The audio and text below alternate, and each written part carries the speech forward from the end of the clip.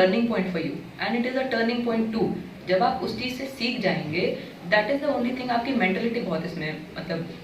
Picture आती है mentality की, कि आप उस चीज़ को कैसे हैंडल कर रहे हैं। अगर आपने उसे एज अ फेलियर ले लिया कि मुझसे तो अब ये नहीं हो पाएगा, तो आप डेफिनेटली आप कुछ भी आगे नहीं कर पाएंगे उसके। अगर आपने एज एन उसको लर्निंग एक्सपीरियंस ले लिया कि ठीक है, मुझसे कुछ तो गलत हुआ है, इसलिए मैं नहीं कर पा रहा हूँ, इसलिए मैं फेल हो रहा हूँ, या इसलिए मैं सक्सेसफुल नहीं हो पा रहा हूँ, तो अगर आप उस चीज़ को कंटिन्यू रखेंगे कि ठीक है, मैं नेक्स्ट टाइम इसको पक्का करके दिखाऊंगा, देखता हूँ मैं कैसे नहीं होता है, तो दैट इज़ द मेंटलिटी कि वही आपको चेंज कर सकता है।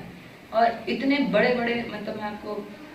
सर की लाइफ में भी डेफिनेटली ऐसा हुआ होगा, सबकी लाइफ में ऐसा होता है कि नहीं होता है, नीचे हम जा रहे हैं, हम बस हमको कोई रास्ता ही नहीं दिख रहा है कि कैसे ऊपर आना है, मतलब कोई लाइट ही नहीं दिख रही ऊपर, but still you have to, आपके दिमाग में होना चाहिए कि मुझे तो ये चाहिए चाहे कैसे हो जाए,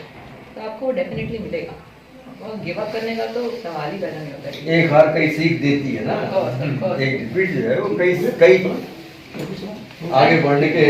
सोच देती है, इस तरह हमको आगे बढ़ना। And I think defeat is also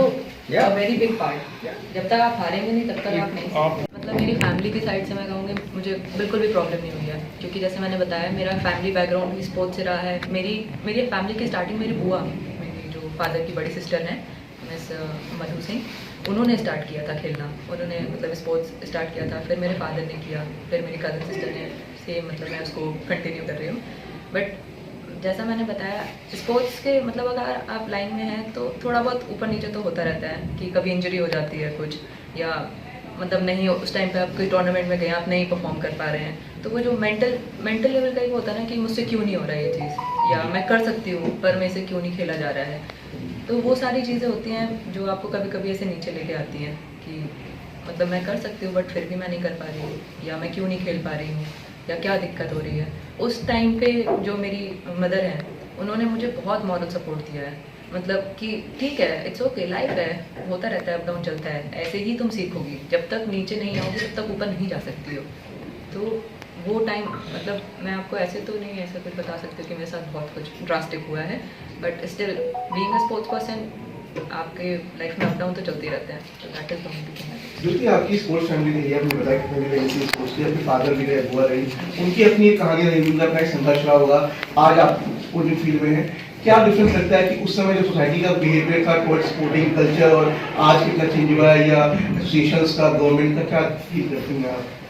जहाँ तक मैंने सुना है उनके साइड से, मतलब I would say it is a drastic change, like very big change, क्योंकि मेरी बुआ जब वो खुद खेला करती थी उस टाइम पे आई गेस उनकी भी बहुत जल्दी मतलब शादी हो गई थी, या छोटी इन द सेंस 20 ईयर्स में, मैं अभी 20 साल की हूँ, तो वो चीज़ बहुत मतलब बड़ी बात है कि उन्होंने जिनने हमारे घर से स्पोर्ट्स स्टार्ट कराया वो उनके जैसे आज मैं यहाँ मतलब सीरियसली, क्योंकि उनने स्टार्ट कराया, वो लेगेसी अभी चल रही है, तो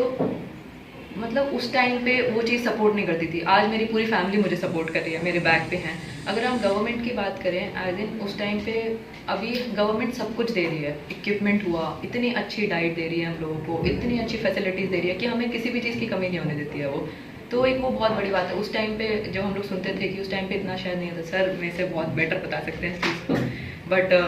उस टाइम पे इतना नहीं होता था जितना अभी हम लोग को बहुत मिलता है। वहाँ पर मतलब बहुत बहुत ज़्यादा होती है, एक क्लब में आपको कम से कम 10 टर्फ तो मिलेंगे ही मिलेंगे एक क्लब के अंदर, उसमें पूरा उनका देश हॉकी खेल रहा है, मतलब अगर मैं हॉलैंड की बात करूँ पूरा इंटायर देश हॉकी खेल रहा है वहाँ पर। तो जो थोड़ा बहुत मैं स्टेडियम्स के बारे में कह सकती हूँ, टर्फ जो और लगा सकते हैं इंडिया में, जिससे कि और मतलब और बच्चे जो ग्रास रूट के हैं वो उनको मिलेगा। मैं नहीं, क्योंकि ज्योति जी से बच्चे ने सवाल पूछा था कि बच्चे खेल में क्यों नहीं आ रहे, हॉकी को हमने पिछड़ापन क्यों है। देखिए बच्चा जो चीज़ देखता है, जो मैंने कहा ना सराउंडिंग एटमॉस्फेयर किया, हमारे स्कूलों में किस स्कूल में ग्राउंड है बताया, पहली बात बच्चा यही से पढ़ता है। अब यही ग्राउंड अगर हमारे स्कूलों में लगी हुई शहर के अंदर, तो बच्चा हॉकी स्टिक लेके खड़ा हो जाएगा, वो शौक पैदा होगा, वो सराउंडिंग एटमॉस्फेयर पड़ेगा, मैं भी जुड़ूंगा, दूसरे लोग जुड़ेंगे, बच्चे को सिखाते, ये भी आ जाएंगे बच्चे को सिखाते, तो वो चीज़ फिर बढ़ती है। अभी एक ग्राउंड हमारे ट्रैक से लेके हॉकी तक का सफर आपने कैसे तय किया? तो मैं जब बहुत छोटी थी, मतलब मैं 6-7 साल की थी आई गेस, तब पापा जाया करते थे ग्राउंड, जो सीनियर इंस्टीट्यूट है स्टेडियम में, तो मैं उनके साथ बस ऐसे इवनिंग के लिए ऐसे कभी वॉक करने जॉग करने, तो ऐसे ही मैं उनके साथ चले जाया करती थी। तो उसके साथ फिर जैसे मैंने बताया मेरी कज़न है अनुजा सिंह, तो वो हॉकी खेलती थी, उन्होंने स्टार्टिंग हॉकी से करी है। तो वो जब समर कैंप की मतलब समर वेकेशन की छुट्टियाँ हुआ करती थी, तो वो जब झांसी वापस आती थी मतलब घर पे आती थी, तो वो प्रैक्टिस करने जाती थी ग्राउंड पर। तब मुझे मतलब बहुत उनको देख के बहुत अच्छा लगता था कि कुछ अलग हो रहा है, मतलब वो हॉकी खेल रही हैं। तब मैंने अपने घर पे कहा कि मुझे भी हॉकी खेलनी है अपने पेरेंट्स से। तब से फिर मैंने जो मेरी सिस्टर थी वो MK अकेडमी में थी, तो उन्होंने अपने कोच से बात करी कि मेरी एक कज़न है वो खेलना चाहती है, तो उन्होंने बोला कि ठीक है उसको लेके आओ देखते हैं। फिर जब मैं वहाँ पर ट्रायल देने गई तब मुझे हॉकी तो बिल्कुल भी नहीं आती थी, तब मुझे बस रनिंग थोड़ी बहुत आती थी करना। तो फिर मुझे वहाँ पर रखा गया कुछ महीने, उसके बाद उन्होंने बोला कि इसको छोड़ जाओ यहाँ पर, मतलब जब मेरा रनिंग का उन्होंने देखा। उसके बाद फिर जो वहाँ के कोच हैं परमजीत सर, उन्होंने मुझे स्टिक को पकड़ना और पूरी जो A to Z जितनी भी हॉकी अभी तक मुझे जितना आता है, मुझे सब कुछ उन्हीं ने सिखाया है। अगर आप ये वीडियो YouTube पर देख रहे हैं तो हमारे चैनल को सब्सक्राइब करें और बेल आइकन को दबाना ना भूलें। अगर आप Facebook पर ये वीडियो देख रहे हैं तो हमारे पेज को लाइक करें।